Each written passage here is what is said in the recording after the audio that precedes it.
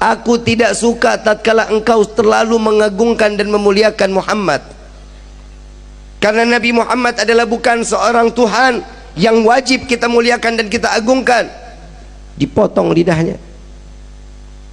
Saat itu juga dilepas orang tersebut, lidahnya digenggam, mulut penuh sama darah, lidah digenggam, dibawa sampai ke depan makam Rasul sallallahu alaihi wasallam.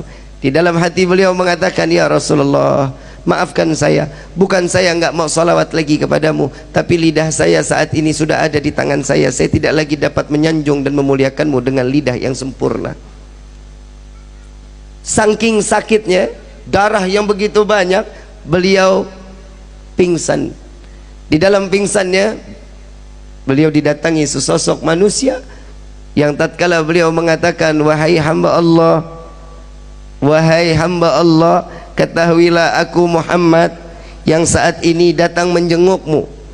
Biarkan lidah itu terputus, sekalipun jika engkau tetap mencintaiku, maka Allah akan berdekatan, Allah akan mengizinkan aku dekat denganmu, kata Nabi SAW.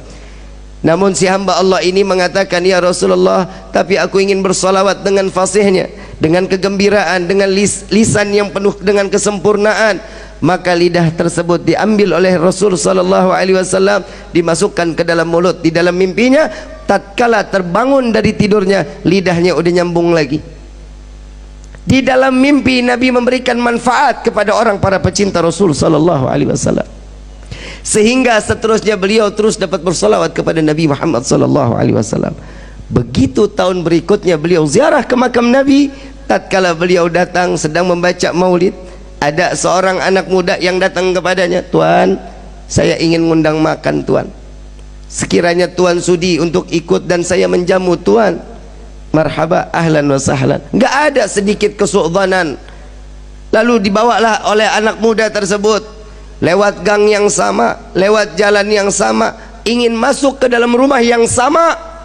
Lalu beliau mengatakan, wahai Tuan, saya pernah masuk ke dalam ini. Dahulu lidah saya dipotong oleh pemilik rumah ini. Apakah engkau juga ingin memotong lidahku, kata orang tersebut.